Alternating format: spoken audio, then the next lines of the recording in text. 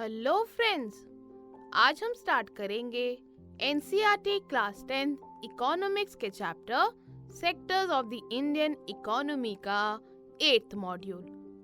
Friends, पिछले modules में हमने कुछ मेथड्स पढ़े थे जिनसे हम एग्रीकल्चर सेक्टर में एम्प्लॉयमेंट्स क्रिएट कर सकते हैं। हमने पढ़ा था how to create employment. Friends, आज इस मॉड्यूल में हम इसी टॉपिक को कंटिन्यू करेंगे और जानेंगे कि कैसे हम प्रॉपर प्लानिंग और गवर्नमेंट के सपोर्ट के साथ इनकम को बढ़ा सकते हैं और साथ ही लोगों के लिए एम्प्लॉयमेंट कैसे क्रिएट की जा सकती है। तो चलिए शुरू करते हैं हमारा आज का module. Friends, a study conducted by the planning commission estimates that nearly 20 lakh jobs can be created in the education sector alone. Friends, एक स्टडी कंडक्ट की गई थी प्लानिंग कमीशन से, जिसको नीति आयोग बोला जाता है। उसके हिसाब से अराउंड 20 लाख जॉब्स क्रिएट की जा सकती हैं एजुकेशन सेक्टर में। फ्रेंड्स, प्लानिंग कमीशन, जैसे आपको पता है, आप अपनी प्रीवियस क्लासेस में भी पढ़ चुके हैं, एक बॉडी होती है जो सेटअप की जाती है सेंट्रल गवर्नमेंट द्वारा, जो इकोनॉमिक सर्वे कंडक्ट करती है and it helps to chalk out programmes and policies to tackle economy related issues. तो ये जो कमीशन होती है, बॉडी होती है, ये सेटअप की जाती है सेंट्रल गवर्नमेंट द्वारा और ये इकोनॉमिक सर्वेज कंडक्ट करती है और चॉक आउट करती है प्रोग्राम्स को, पॉलिसीज को, जो टैकल करेंगे इकोनॉमी रिलेटेड इश्यूज को। तो फ्रेंड्स, प्लानिंग कमीशन यानी नीति आयोग द्वारा किए गए सर्वे के स्टडी के हिसाब से nearly 20 lakh jobs can be created in the education sector alone. इसका मतलब है कि हमारी कंट्री में टोटल पॉपुलेशन का 60% जो है वो 5 to 29 ईयर्स के ग्रुप में आते हैं। यानी जो पूरी जनसंख्या है उससे 60% जो लोग हैं वो कौन सी एज ग्रुप में फॉल करते हैं? 5 to 29 ईयर्स के एज ग्रुप में, जिसमें से सिर्फ 51% ही एजुकेशनल इंस्टीट्यूशंस जा पाते हैं। यानी सिर्फ 60% से 51% ही हैं जो स्कूल्स, कॉलेजेस या फिर कोई और एजुकेशनल इंस्टीट्यूशन जा पाते हैं। अब रिमेनिंग 9% को अगर एजुकेट करने की बात की जाए तो नीति आयोग यानी जो प्लानिंग कमीशन है, national institution for transforming India, नीति का फुल फॉर्म नीति आयोग जो है, इसके हिसाब से करीब 20 लाख जॉब एजुकेशन सेक्टर में ही केवल क्रिएट की जा सकती है। इसमें स्टूडेंट्स के लिए स्कूल बिल्डिंग्स में काम करने वाले लेबर्स से लेकर टीचर्स और स्टाफ सब आते हैं। इसी तरह से अगर हम रूरल एरियाज में हेल्थ सिचुएशन को सुधारना चाहते हैं तो इसके लिए डॉक्टर्स, नर्सेज, हेल्थ वर्कर्स सबको अपॉइंट करना पड़ेगा, जिसका मतलब है ज्यादा से ज्यादा को यहाँ पर भी जॉब मिल सकती है। फ्रेंड्स, हम जानते हैं कि लाइफ में आगे बढ़ने के लिए हमें प्रॉपर प्लानिंग और सपोर्ट की जरूरत पड़ती है। ऐसे ही स्टेट्स और रीजन्स के साथ भी है। प्रॉपर प्लानिंग और गवर्नमेंट के सपोर्ट के साथ कोई भी स्टेट अपने लोगों के लिए एम्प्लॉयमेंट क्रिएट कर सकती है। फॉर एग्जाम्पल, टूरिज्म या रीजनल क्राफ्ट इंडस्ट्री या फिर IT, information technology. Friends, as per NITI Aayog, if tourism as a sector is improved, every year we can give additional employment to more than 35 lakh people।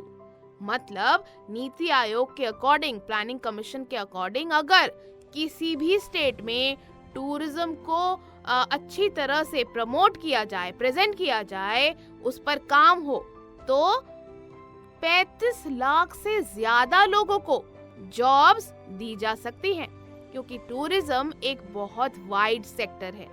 तभी तो friends, आजकल आप television पे भी बहुत एड्स देखते होंगे, बीट ऑसम असम या फिर कोलकाता का कोई भी प्रमोशनल कैंपेन। तो आजकल स्टेट्स जो हैं वो इस चीज पे बहुत ज्यादा काम करने लगी हैं। नीति आयोग के हिसाब से हम 20 लाख जॉब्स एजुकेशन सेक्टर में क्रिएट कर सकते हैं। Around 20 lakh jobs education sector में क्रिएट की जा सकती है। ऐसे ही हेल्थ सेक्टर में भी हम कई डॉक्टर्स, नर्सेज, हेल्थ वर्कर्स को एम्प्लॉयमेंट दे सकते हैं अगर रूरल एरियाज की हेल्थ सिचुएशन को सुधारना है तो। साथ ही फ्रेंड्स, प्रॉपर प्लानिंग और गवर्नमेंट के सपोर्ट के थ्रू हम टूरिज्म के अंदर भी 35 लाख से ज्यादा लोगों को हर साल एम्प्लॉयमेंट दे सकते हैं। So what did we study? Niti Aayog estimates that nearly 20 lakh jobs can be created in the education sector alone. Similarly, in health sector, we can create jobs for doctors, nurses, and health workers if we want to improve the health condition of rural areas. Friends, through proper planning and support from the government, we can also give employment to more than 35 lakh people in tourism sector every year.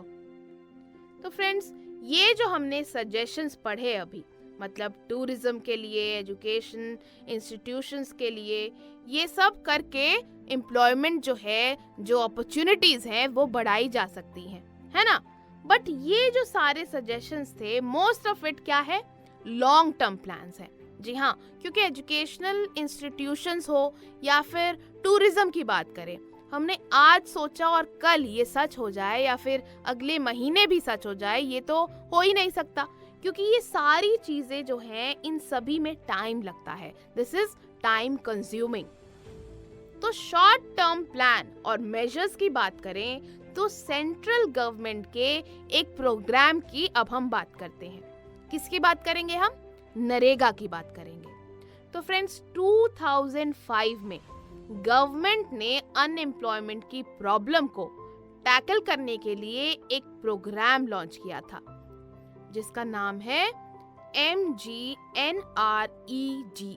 जिसको नरेगा कहते हैं, यानी Mahatma Gandhi national rural employment guarantee act. क्या है इसका full form? MGNREGA, Mahatma Gandhi national rural employment guarantee act. अब नाम पढ़ के ही आपको कई सारी चीजें साफ होंगी। National rural employment guarantee act मतलब नेशन वाइड जो रूरल एरियाज हैं वहां पर एम्प्लॉयमेंट को गारंटी करने का एक्ट है नरेगा। तो समझते हैं इसको फ्रेंड्स, इंपॉर्टेंट है तो ध्यान से सुनिए। फ्रेंड्स, इसके अंडर, नरेगा के अंडर सेंट्रल गवर्नमेंट ने एक लॉ बनाया, राइट टू वर्क, जिससे एम्प्लॉयमेंट की सिचुएशन को सुधारा जा सके। क्योंकि आपको पता है बेरोजगारी बहुत है इंडिया में, तो इसी बेरोजगारी की सिचुएशन को ठीक करने के लिए, सुधारने के लिए इस प्रोग्राम को लॉन्च किया गया, जिसके अंडर एक लॉ बनाया, राइट टू वर्क। फ्रेंड्स, इस लॉ के थ्रू गवर्नमेंट ने राइट टू वर्क 625 डिस्ट्रिक्ट्स में लागू किया है। इसके अंडर हर फैमिली में से एक आदमी को गवर्नमेंट 100 दिन का गारंटीड एम्प्लॉयमेंट देगी। मतलब ये जो प्रोग्राम है, इसके अंडर एक फैमिली में से एक पर्सन को गवर्नमेंट 100 दिन का गारंटीड एम्प्लॉयमेंट देगी। एग्जाम्पल, किसी विलेज की रोड या कैनाल के कंस्ट्रक्शन में, मतलब अगर गांव में कोई रोड बन रही है, कैनाल का कंस्ट्रक्शन हो रहा है, तो फैमिली में से एक पर्सन को 100 दिन का गारंटीड एम्प्लॉयमेंट सरकार देगी। और फ्रेंड्स, इस प्रोग्राम में उन कामों को, उन एक्टिविटीज को ज्यादा प्रेफरेंस मिलती है जो हेल्प करती हैं फ्यूचर में लैंड के प्रोडक्शन को इंक्रीज करने में।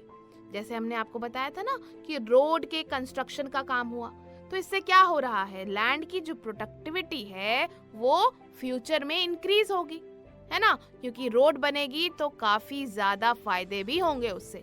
तो इस प्रोग्राम में उन कामों को ज्यादा प्रेफरेंस मिलती है that would in future help to increase the production from land. Friends, NREGA के अंडर रजिस्टर्ड उस एरिया के लोगों को काम दिया जाएगा। गवर्नमेंट के पास काम ना होने के फेज में क्या होगा? क्या गवर्नमेंट काम नहीं देगी? अगर नहीं देगी, वैसे तो गारंटीड है कि 100 दिन का काम मिलेगा, गारंटीड एम्प्लॉयमेंट मिलेगी एक फैमिली के एक पर्सन को। लेकिन अगर काम नहीं है, कोई रोड नहीं बन रही, कोई कैनाल का कंस्ट्रक्शन नहीं हो रहा और कोई भी जॉब नहीं दे पा रही है सरकार, तो क्या होगा? तो फ्रेंड्स, गवर्नमेंट रजिस्टर्ड लोगों को अनएम्प्लॉयमेंट अलाउंसेस यानी बेरोजगारी भत्ता देगी, यानी बिना किसी काम के उनको सैलरी देगी, डेली अलाउंस देगी सरकार। तो ये सारी चीजें नरेगा के अंडर आती है। तो फ्रेंड्स, हमने क्या क्या पढ़ा? हमने पढ़ा कि टाइम की डिमांड को देखते हुए, मतलब शॉर्ट टर्म प्लान मेजर्स को देखते हुए बनाने के लिए गवर्नमेंट ने राइट टू वर्क का लॉ बनाया अराउंड 625 डिस्ट्रिक्ट्स में।